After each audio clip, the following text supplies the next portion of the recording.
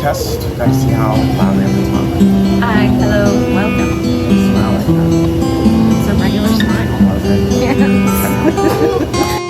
It's crystal clear, we've been figured the struggle straight along the way, but having you by my side makes everything okay.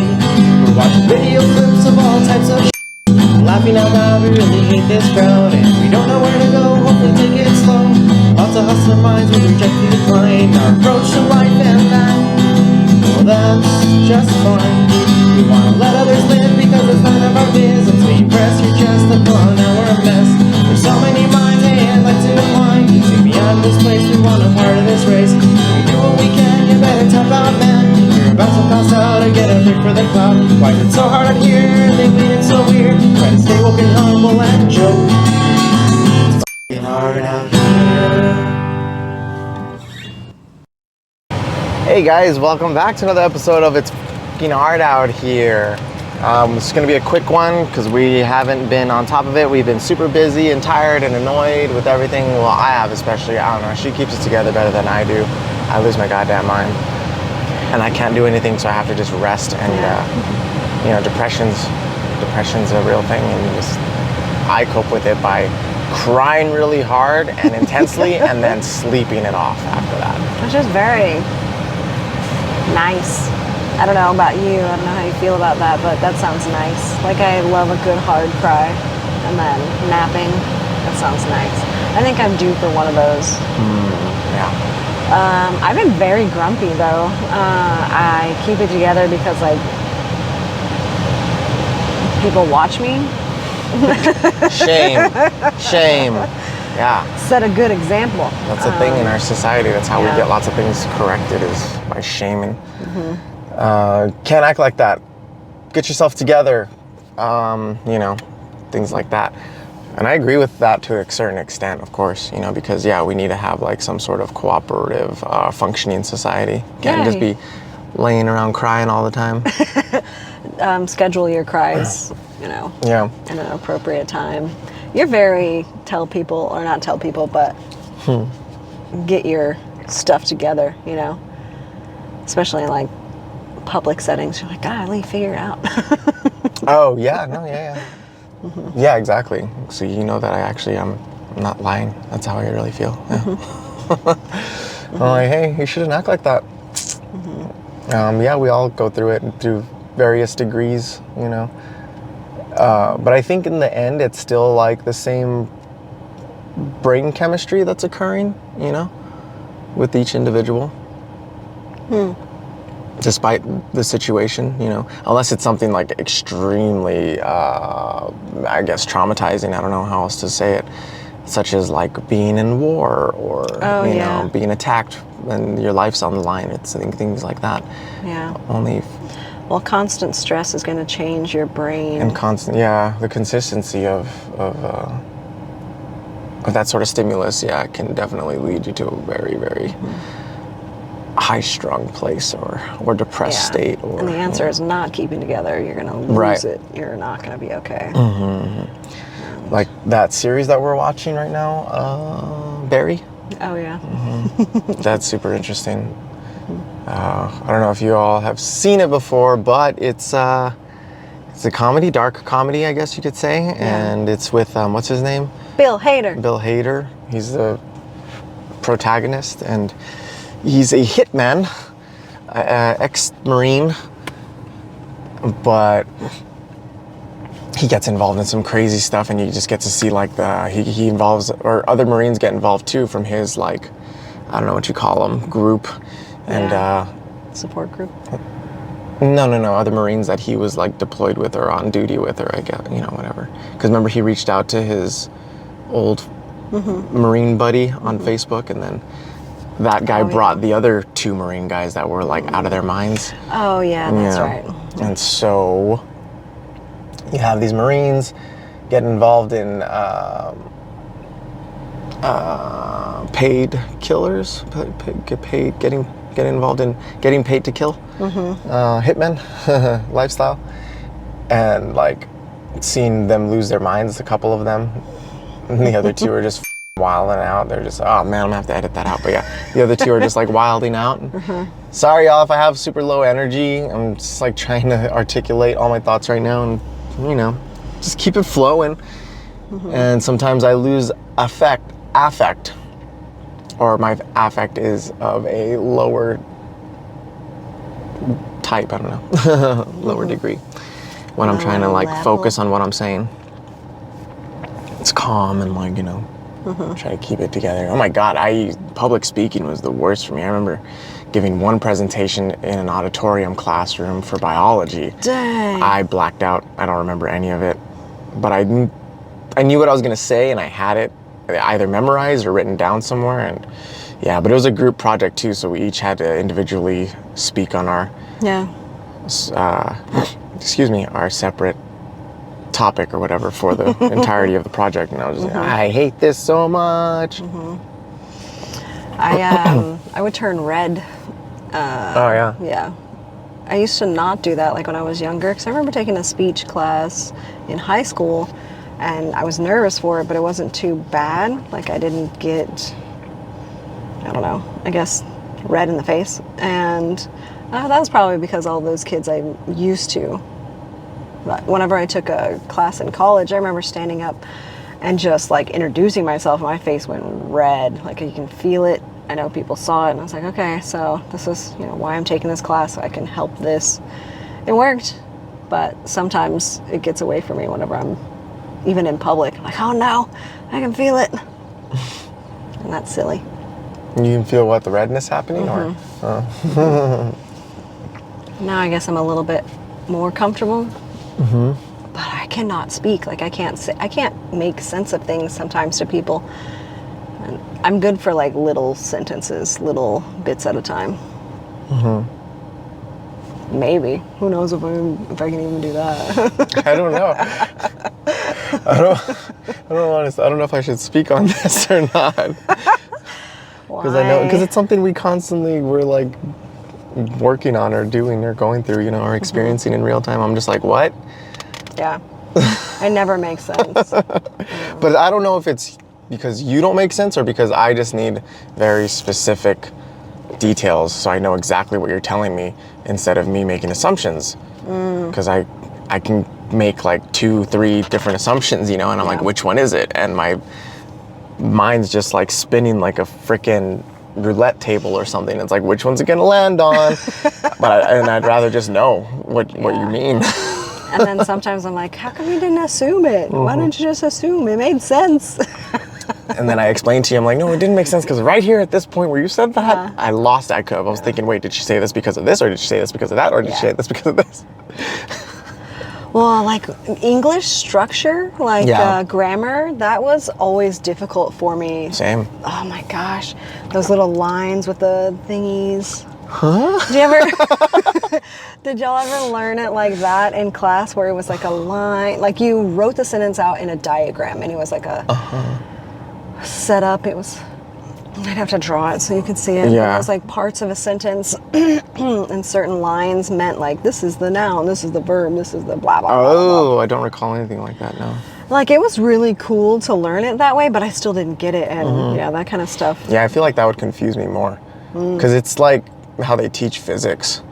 You know, those lines seem like variables, and the variables mean this. It's like, why don't you just tell me what that is instead of like trying to use symbols and stuff? Like, how about we just write it in? Because like, again, like I need very direct, you know, specific details, because otherwise I get confused. Philosophy was the same way, dude, with like, you know, little small concept words that have like a grandiose, mean a whole lot. They have philosophy behind it or whatever. Yeah. I'm just like, ugh, Those give me a concepts break. are very difficult for me. Yeah, those were easier for me though, just because I guess like growing up in the church, those are the things that always interested me. Like, what did they mean in this verse?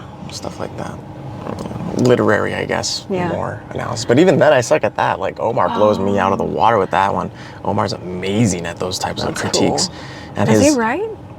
He used to. I'm not sure if he still does or not. But yeah, he's just so well-rounded when it comes to like communications and speaking and like, just That's all cool. kinds of, I guess, communicate mediums, you know, and that's his specialty. Yeah, So it makes sense. Does a bunch of cool stuff. Yeah, he does. He's really talented. And he's like super knowledgeable. Yeah, super smart too. When we get into conversations, I'm just like, dang, That's cool. this dude's smart. He always has been, for sure. Like, Yeah, that's really cool. yeah, his vocabulary is impressive. It always impresses me. I'm just like, dope. Omar, are you giving lessons out? I'm like, Need what does some that word help? mean? To go look it up. Dang, that's cool. Sometimes you do that to me, where I'm like, oh my gosh, I don't know what that word is. Because in college, that's the only reason in college I had to really hit the books, as they say, because I barely got by in high school, just bare minimum, and I couldn't really do that in college. Oh gosh. I did that in high school for sure, because I was like, I just have to pass my classes to be able to do the sport. Yeah. And I really liked literary analysis in college, but I need the time to work on it. Like, I hate deadlines because I need to work on this. Although I would never get anything done. I'm such a procrastinator, so I guess deadlines are good. You're bad at procrastinating for sure. Yeah. But it is within just like the construct, of how things are set up right now. Yeah. Otherwise, it would be completely fine, I just want to do what I want to do. Yeah, I was reading in that anarchist book, there's one of the prompts is, what about education? And, they talk about free schools that were established. Some recently here in America, I think they were just called free schools. I know, what's her name? The anarchist that a lot of people know about. Oh my God, I can't believe it's completely slipping my mind right now. Emma Goldman, I believe is her name.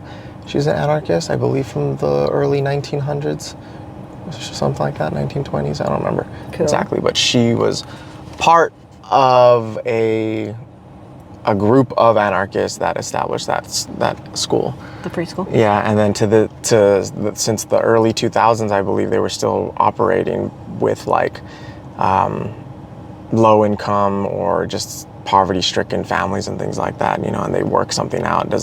Financial restraints don't apply because they're just like in New York. They had been in New York, yeah. I don't know where they are now, if at all, but yeah. Very interesting stuff. How did we get on that? Oh, education, because I was thinking like, yeah, the system just doesn't cater to everyone. They try to really approach it in a very Henry Ford production line manner, and there's an argument even in that book that states like, yeah, the school systems were established this way by this person just to provide a nationalist state, essentially. That's right. It started in Germany with this dude, I don't remember his name. It was meant to instill, and like, yeah, we grew up saying the Pledge of Allegiance every morning in class, That is the worst thing ever. That makes me so mad. And they just passed the law that every school in Oklahoma has to have like the Bible teachings in it. So that's wild. So it's like, when are they going to include like studies of the Torah then? What about the Quran? Are they going to do the Zohar, the one that I saw the other day? Where does it end, Are they going to provide satanic Bibles? Like, where does it end? No, there's only one right one, obviously. Yeah, exactly. There's only, out of 8 billion plus people in the world, there's only one right. And we got it. We nailed it. Out of the entirety of human history that we know of, which is only, like what I was saying, maybe 14,000 years back? No, before that, because pre-recorded history, right? Before that, out of the entirety of humanity, it's like that's the only right one. But that makes sense because that belief system, if you study it thoroughly enough, I guess suggests that, Earth is only about, what was it? Some low number. Yeah, young Earth creationist theories. Yeah. Based on the Bible. So that makes sense. Checks out and all that kind of stuff. Is there a blows my mind. respect of other religions? Like, in those religious, like, they're like, ours is the one. Yes. So how do they deal with other religions? They're just like, that's the devil. Yeah, it's on an individual basis, really. For example, my dad, I asked him, I was like, do you know anything about Hinduism? He's like, no, those guys, I don't even know. I never paid attention to them. They're crazy. I'm like, oh, they're crazy. Okay. Well, let me tell you a little bit about what I know about them, which is very little, mind you, right? But I did it just to like help educate, but also make a point, you know, like I was like, see, they believe that there's this river, or it's called the Ganges River. It's a really, you know, popular river throughout the world, but in this city of Varasai or something like that. Varanasi? I can't remember, but it's like supposedly the oldest established human settlement on the planet, right? And it's still like heavily populated to this day. It's a tourist attraction, and this is where the people, Hindus, Buddhists, like all sort of Eastern religions, you know, find this place to be a sacred, holy place. And there are these gurus or spiritual men there, or monks, whatever you want to call them, known as the Agare, what was it? Oh my God, see, I can't remember, I can't recall all these names right now, but these people are super interesting because they believe like they lived several, you know, past lives of reincarnation. They believe the only way to absolve in Hindu spirituality, Hindu beliefs, they believe you have to go to this river, essentially get baptized and cleanse yourself of all your karma. And then if you die there, then you can return back to source, which is God. And they use terms like, you know, then you can have salvation, you know, to make it make sense in Western terms. And like I just started going off on like the very little that I know about it to him. And you know, he was just kind of quiet and listening. And like, okay, I hope that this is all like getting to you somehow, some way, because he's always been one to question. His eldest brother is a minister, for crying out loud, and he would ask him questions, and his brother would straight up tell him like, you know, I don't know.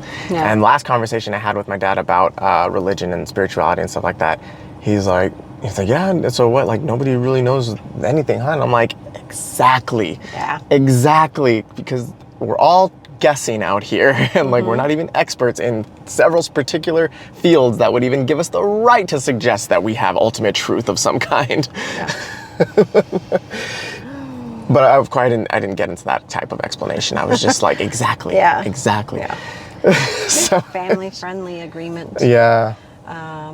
I don't know. What if he just... I feel like most people just, like, ignore what people say. Yes. Yeah, and like we were discussing earlier, like bliss... what was it? Ignorance is bliss, right? Yeah. That's an old saying. I think so. Yeah, I don't know. I feel like I've been talking a lot. Sorry. What you got? What you got going on, Beba? Nothing. I've got nothing. Well, I mean, work has been crazy because... Yeah. They changed your schedule on a whim. That one day you had to go in early because the ceiling was collapsing. Yeah. After those heavy rains we got. Yeah. It is wild what running a business is like. Like, just seeing so much of, I don't know, creation and planning. When you say creation, what do you mean? Like, creating everything that occurs, like all the things. In the restaurant? Yeah. Okay, we're talking about the restaurant still. Well, what else would I have gone to? Because creation's a term used a lot for, like, you know, religious philosophies or whatever, stuff like that. Sorry. Yeah, but... I know, we had moved on already, but I was like, is she going back? What's happening? No. I guess that's a terrible term to use when I'm talking about the restaurant. I think just for me, because my mind's always on that type of nonsense. Yeah. Yeah, that makes sense. No, I don't know, but yeah. And seeing how it all like comes together, like you all are responsible for putting it in order and keeping it running. Is it? Yeah. So much mind space, and then I don't want to think about it like whenever I leave. Yeah. But like I still have to be problem solving whenever I'm not there. Yeah. It's like it's super consuming. That's one thing about entrepreneurs too, right? They're like, they never stop working. Yeah, they're always trying to better their whatever they're working on. Hustling. Everything's a hustle. So you could see like, well, at least, I mean, I would think that's why, like in a position like yours of upper management, you know, it's kind of, that responsibility falls on those people that take those roles. Yeah. Yeah.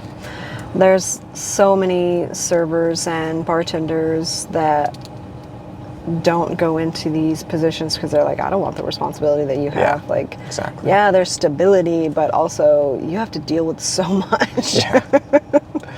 And the questions that we get are incredible. Like what? Questions from who?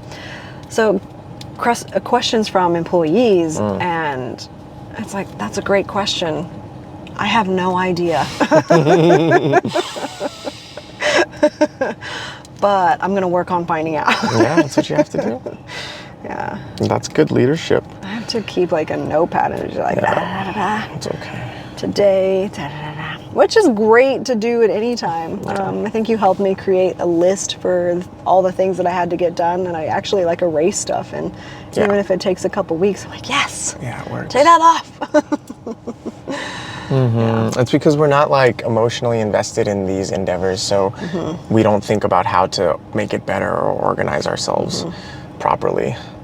That's why, man, I don't know. I think the whole hierarchical structures of most things is just complete, utter. It's not, it is nonsense. No, I'm gonna get real. It's nonsense, but at the same time, I can see how one might think it might be necessary, but just the restrictive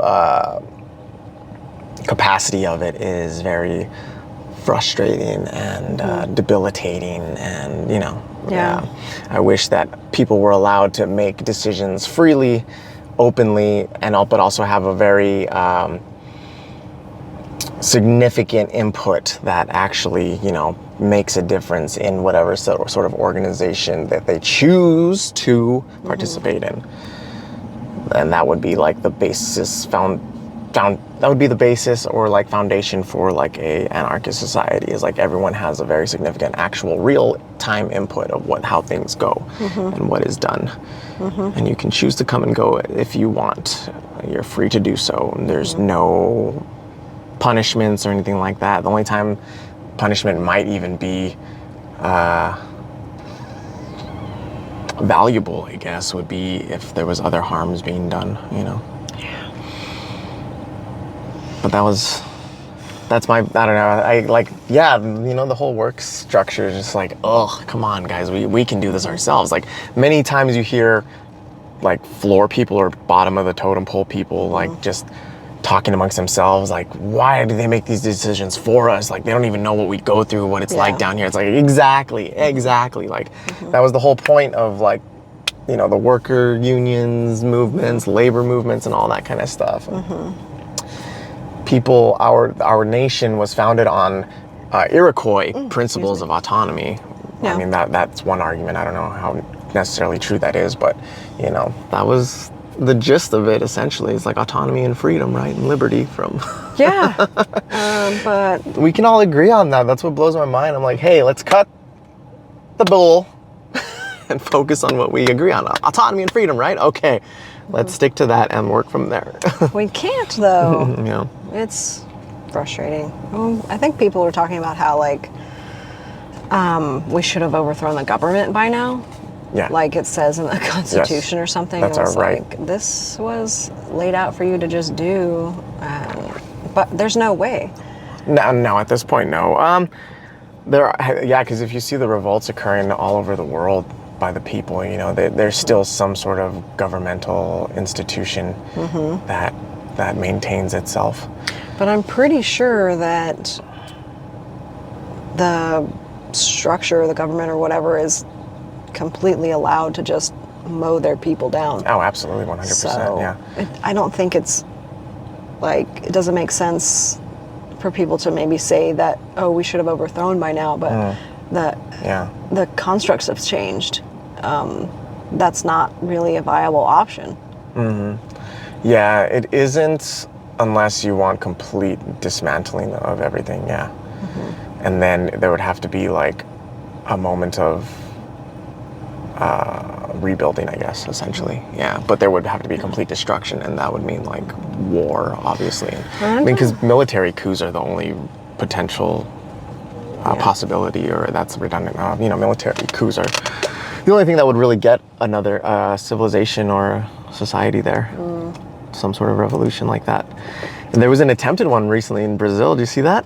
The coup? Yeah. Yeah, I did see that. That was wild. But yeah, that person was arrested. Who knows what they're gonna do to him? Yeah, dude. I mean, him. Revolutionary, or however you want to like. Despite like their actual principles or ideas and whatnot, yeah, anytime someone like speaks out in the government, most of the time they're just going to get Just gonna get rid removed. of 'em, Yeah. And there's not enough people that think that this is like a bad situation. Right, that's a big one. Everyone's doing fine, Yeah. you know. They're just like, oh, pray for Well, them, or Yeah, see, that's the thing. That a lot of people are doing okay, but a lot of people aren't doing okay as well at the same time. it's not okay out here. Yeah. It's pretty bad in lots of places, and there's some really messed up stuff going on. Like I was talking to that the homeless dude, sorry, who had spent some time in prison down on the trail, and like he was super nice, and you know he was telling me like, yeah, dude, in there it's real, like everywhere it's its own little government, you know, it's its own little society. And I'm like, yeah, I know, I can imagine. I was like, I've seen and read some stuff, you know, on that particular issue. And in my head, I was thinking, see, people can self-organize. They do okay. I don't know if they're doing okay. But no, though. they're not. But that's, Yeah. again, within the restrictions of, Yeah. like, I told him, I was like, and that's the most, that's like one of the worst situations for them to be put into, is like a prison where they have guns pointing at their heads the entire Yeah. time, you know, and like, then they have to be violent, and like everyone in there is violent. Violence is so normal. It's weird. And it's a money laundering scheme. Yeah. There's just, excuse me, God, there's just, yeah.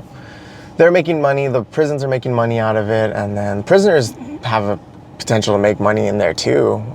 But then they're just like in cahoots with some of the officers, you know, and it's just, the whole thing is just so screwed up, man.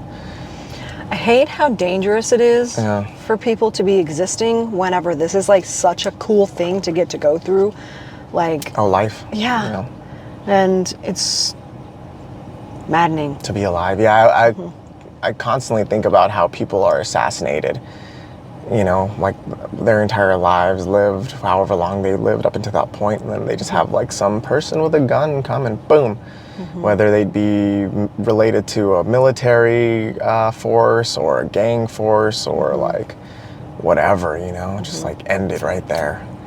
Like, wow, that sucks. That is like the epitome of unfairness. Yeah, there's so much unfairness, Just your though. life is taken from you at a moment's notice. And it sounds so unfortunate. It sucks. Yeah, and so there's a lot to be grateful for, but at the same time, it's just like, God Yeah. dang. That's what like helps us stay, I guess, pleasant and grateful, is just practicing A gratitude. shot at it, yeah. It's just realizing like, this is great. We're so fortunate to have this. We're so fortunate to be depressed about a job. We're so fortunate to be Yeah. upset that we don't get to go outside. So funny, yeah. But it feels like it can just be better. It can still be better. There are like Should be. smaller group societies that have thrived, and there are examples of it, but we were never taught about them. We're never given that information. No, You have to 'cause- go seek it out yourself. Yeah. It's out there, y'all. It is out there. There is data, for sure. I hate the education system and it being like, this is the best. This is, we're teaching you what is important. This is what matters. They'll justify it by like, look at how big our society has become, how many people are being fed on the planet, you know, and it's like all sorts of justifications for it too, you know. You can reason your way through a lot of stuff. Yeah. But yeah, I don't know. When people mention things like overpopulation, Oh yeah. that's one where I'll just like chime in real quick, like, no. There's plenty of space. There's And, lots of space. Plenty that of resources. we don't occupy a blink of it. We're just overpopulated Yeah. in certain In cities, spaces. yeah. It's like, Towns and all that, yeah. there's enough for everyone. It's just terribly planned. But it's also important. It's also important, sorry, to remember. I think human beings have always been at war with each other, no matter what. That's crazy. Yeah, and it's like, it seems like if we were to leave each other alone, it might be okay, because Yeah. certain smaller group societies are like happy and fine. It's like, leave us alone. We'll leave you alone. Cool. cool. Like, I'm sorry you guys are struggling. We would like to help you, but then now you exploit us, or at least that's how the legends go, right? It's like, Yeah. what? Why'd you do that? And then when they run out of stuff, then they go raid and Yeah. pillage. So I don't know. It's messy. We're messy. It's unfortunate. Yeah. Here's to the life. We got to go. Our clothes are ready. Thanks for stopping by. Sorry to maybe end on a sour note, but I don't know. That's how we're always. Just keeping it real. like, We're just keeping it real. Just keeping it I real. don't think we ever have like great news to be all like, guess what? This episode's gonna be fantastic. We hit the lottery. I don't know, something. Even that would be. We got to go. All right. Thanks for joining us, y'all. We'll see you next time. Bye.